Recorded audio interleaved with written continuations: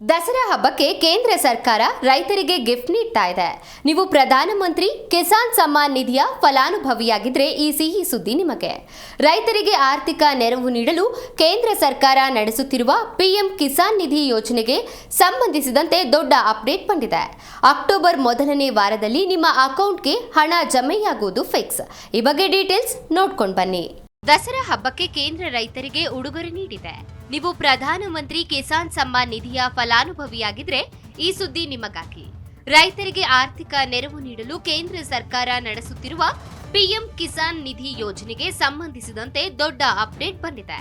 ಪ್ರಧಾನಮಂತ್ರಿ ಕಿಸಾನ್ ಸಮ್ಮಾನ್ ನಿಧಿ ಯೋಜನೆಯಲ್ಲಿ ವರ್ಷಕ್ಕೆ 3 ಬಾರಿ ನೀಡಲಾಗುವ ಕಂತಿನ ಹಣ ಅಕ್ಟೋಬರ್ 5ಕ್ಕೆ ಬರಲಿದೆ.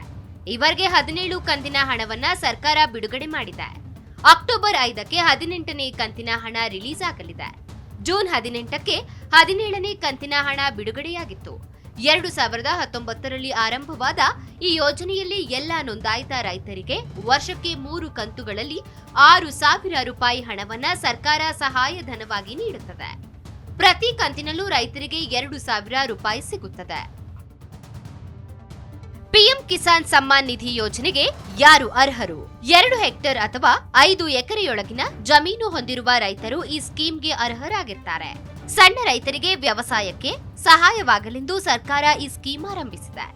ಸರ್ಕಾರಿ ಸೇವೆಯಲ್ಲಿರುವವರು, ವೈದ್ಯ, ವಕೀಲ ಇತ್ಯಾದಿ ವೃತ್ತಿಪರ ಕೆಲಸದವರು, ಶಾಸಕರು, ಸಂಸದರು ಇತ್ಯಾದಿ ಜನಪ್ರತಿನಿಧಿಗಳು, ತೆರಿಗೆ ಪಾವತಿಸುತ್ತಿರುವವರು ಹಾಗೂ ಅವರು ಇರುವ ಕುಟುಂಬದವರು ಪಿಎಂ ಕಿಸಾನ್ ಯೋಜನೆ ಪಡೆಯಲು ಅರ್ಹತೆ ಹೊಂದಿರುವುದಿಲ್ಲ.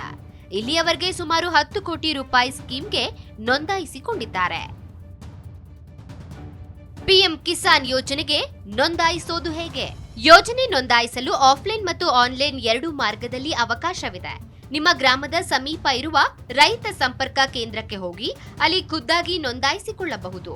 ಆಧಾರ್ ಕಾರ್ಡ್, ವೋಟರ್ ಐಡಿ, ಪಹಣಿ ಸರ್ಟಿಫಿಕೇಟ್, ಬ್ಯಾಂಕ್ ಖಾತೆ ಪ್ರತಿ ಇತ್ಯಾದಿ ಇಲಾಖೆಗಳನ್ನು ಸಲ್ಲಿಸಬೇಕಾಗಬಹುದು.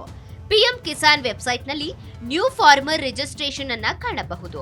ಅಲ್ಲಿ ಕ್ರಮಾವಳಿಗಳನ್ನ ಅನುಸರಿಸಿ ಯೋಜನೆಗೆ ನೋಂದಾಯಿಸಿಕೊಳ್ಳಲು ಸಾಧ್ಯವಿದೆ. ನೀವೀಗಾಗಲೇ ನೋಂದಾಯಿಸಿದ್ದರೆ ಫಲಾನುಭವಿ ಪಟ್ಟಿ ಪರಿಶೀಲಿಸಿ. ನೀವು ಈಗಾಗಲೇ ಸ್ಕೀಮ್ಗೆ ನೋಂದಾಯಿಸಿದ್ದು ಇನ್ನೂ ಕೂಡ ಕಂತಿನ ಹಣ ಬಂದಿಲ್ಲ ಎಂದಿದ್ರೆ ನಿಮ್ಮ ಹೆಸರು ಫಲಾನುಭವಿಗಳ ಪಟ್ಟಿಯಲ್ಲಿ ಇದೆಯೇ ಎಂಬುದನ್ನ ಖಾತ್ರಿಪಡಿಸಿಕೊಳ್ಳಿ. ಅದನ್ನ ಆನ್ಲೈನ್ನಲ್ಲೇ ಮಾಡಬಹುದು. ಪಿಎಂ ಕಿಸಾನ್ ವೆಬ್ಸೈಟ್ಗೆ ಹೋಗಿ ಅಲ್ಲಿ ಫಾರ್ಮರ್ಸ್ ಕಾರ್ನರ್ನಲ್ಲಿ ಬೆನಿಫಿಷಿಯರ್ ಲಿಸ್ಟ್ ಕ್ಲಿಕ್ ಮಾಡಿ. ಅಲ್ಲಿ ನಿಮ್ಮ ರಾಜ್ಯ, ಜಿಲ್ಲೆ, ತಾಲೂಕು, ಹೋಬಳಿ, ಗ್ರಾಮವನ್ನ ಆಯ್ದುಕೊಂಡು ಸರ್ಚ್ ಮಾಡಿ. ಆ ಗ್ರಾಮದಲ್ಲಿರುವ ಎಲ್ಲ ಫಲಾನುಭವಿಗಳ ಪಟ್ಟಿಯನ್ನ ಕಾಣಬಹುದು. ಪಿಎಂ ಕಿಸಾನ್ ಸಮ್ಮಾನ್ ನಿಧಿ ಯೋಜನೆಯನ್ನ ಸರ್ಕಾರ 2019ರಲ್ಲಿ ಪ್ರಾರಂಭಿಸಿತು. ಯೋಜನೆಯಡಿ ಪಡೆದ ಹಣವನ್ನ ನೇರವಾಗಿ ರೈತರ ಬ್ಯಾಂಕ್ ಖಾತೆಗಳಿಗೆ ಕಳುಹಿಸಲಾಗುತ್ತೆ. ಪಿಎಂ ಕಿಸಾನ್ನ ಎಲ್ಲ ಫಲಾನುಭವಿ ರೈತರು ಇಕೆವೈಸಿ ಮಾಡಿಸಿಕೊಳ್ಳುವುದು ಅವಶ್ಯಕ.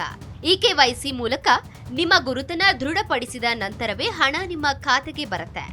ಒಟಿಪಿ ಮೂಲಕ ಅಥವಾ ನಿಮ್ಮ ಫಿಂಗರ್ ಪ್ರಿಂಟ್ ಅಥವಾ ಮುಖದ ಗುರುತು ಮೂಲಕ ಯಾವುದೇ ಸಿಎಸ್ಸಿ ಕೇಂದ್ರಕ್ಕೆ ಭೇಟಿ ನೀಡಿ ಇಕೆವೈಸಿ ಮಾಡಿಸಿಕೊಳ್ಳಬಹುದು.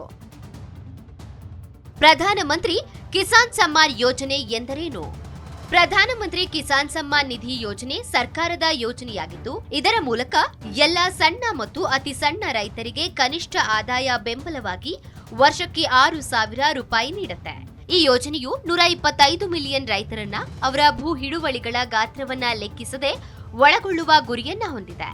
ಪ್ರಧಾನಮಂತ್ರಿ ಕಿಸಾನ್ ಯೋಜನೆ ಅಡಿಯಲ್ಲಿ ದೇಶದಾದ್ಯಂತ ಎಲ್ಲ ಅರ್ಹ ರೈತ ಕುಟುಂಬಗಳಿಗೆ ಪ್ರತಿ 4 ತಿಂಗಳಿಗೊಮ್ಮೆ 2,000 ರೂಪಾಯಿಗಳ ಮೂಲಕ ಸಮಾನ ಕಂತುಗಳನ್ನ ನೀಡಲಾಗುತ್ತೆ. ಯೋಜನೆಯ ಪ್ರಕಾರ ರೈತರ ಕುಟುಂಬದಲ್ಲಿ ಪತಿ, ಹೆಂಡತಿ ಮತ್ತು ಅಪ್ರಾಪ್ತ ಮಕ್ಕಳನ್ನ ಎಣಿಸಲಾಗುತ್ತೆ. ಜಿ ಕನ್ನಡ ನ್ಯೂಸ್ ಈಗ ನಿಮ್ಮ ಮನೆಯಲ್ಲೇ ನೋಡಿ. ಎಲ್ಲ ಕೇಬಲ್ಗಳಲ್ಲಿ ಈಗ ಲಭ್ಯ.